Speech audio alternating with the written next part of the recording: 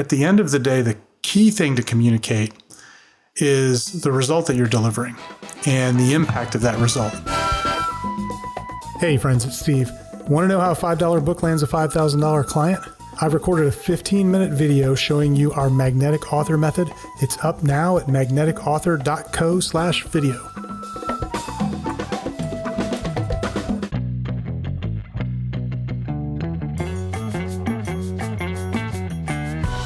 Hey friends, it's Steve. Welcome to the Unstoppable CEO podcast. I'm excited to have you here. And today we've got a solo episode for you. And I'm going to be talking about the questions that I use as I go into planning my next year. So I'm recording this here as we're getting to the end of the calendar year. And in a couple of days, I'll be leaving for a 2-day planning session.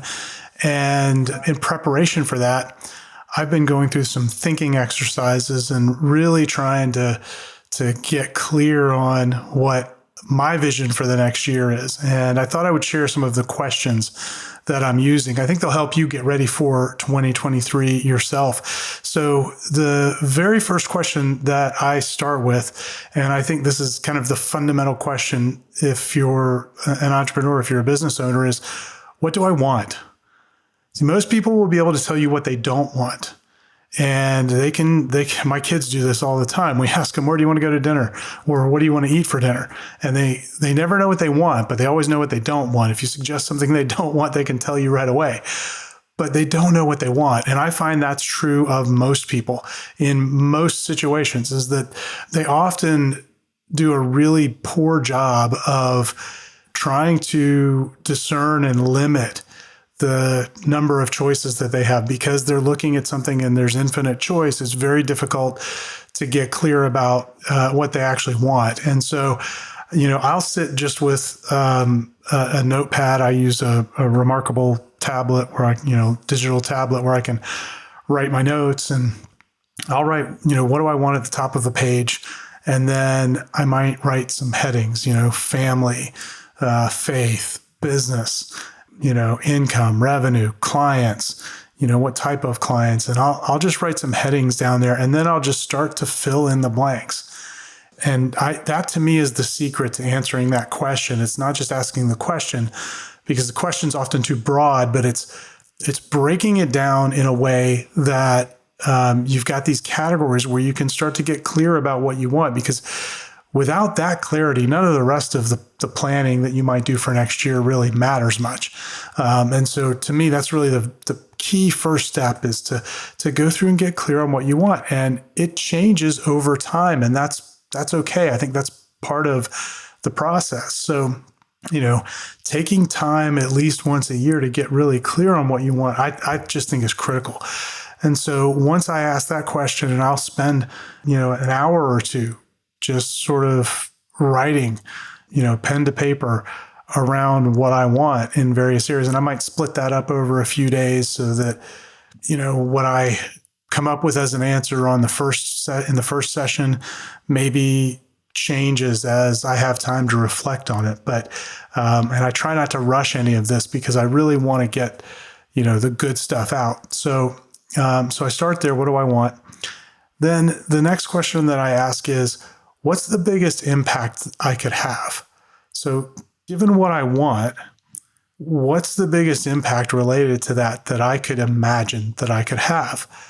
And again, I might spend, a little bit of time over several days thinking about that question and really thinking about what kind of impact do I want to have, and who do I want to impact?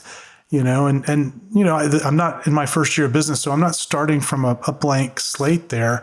I'm building on what is already in place. I'm building on the impact we're already creating, and really thinking, how can I expand that? How can I multiply what we're doing to get even better results for the people that we want to be a hero to? And then related to that, the next question I ask is, what's most exciting to me right now? Because I know that if I'm going to make that impact real in the world, it's got to be exciting. It's got to light me up. I've got to come to that and say, wow, I can't think of anything better to do over the next year. This is just going to be so much fun. The team's going to get engaged. I've kind of got to sell myself on the whole idea. And to do that, it's got to be something that I'm really excited about doing. That doesn't mean that every little thing that I'm going to do over the course of the next year is going to be exciting. Some of it's probably not. But the overall goal that, when I kind of plant the flag and say, this is what we want to accomplish over the next year, this is what I want to be a part of over the next year in leading, it's got to be really exciting to me. It's got to fire me up. And so to me, that's a really key question to ask, because if it doesn't fire you up, it's going to be really hard to muster the motivation to do it. So that's question number 3. What's most exciting to me? Question number 4 is, what's the biggest promise that I could make to the market? So now that I've thought through what I want and what's the impact that I want to have and what's exciting to me, I like to think now, okay, well, how can I take this to the market? What's the biggest promise that I could make that we could deliver on? Because now the reason I like to deal with that question is it starts to expand our thinking around, what are we really able to do? How much value could we actually go and create for a client?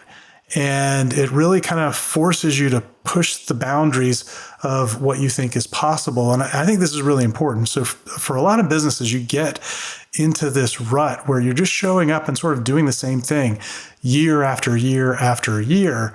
And, not only does that get a little bit boring, but for clients, it makes it easy for them to go and look for what's next from someone else. And so I always like to be thinking, like, how can we improve what it is that we're delivering? What can we layer on? What can we completely transform so that we're making an even bigger promise and delivering on that? And the next question is related to that. So this is question number 5. What needs to shift in our current communication from process to result?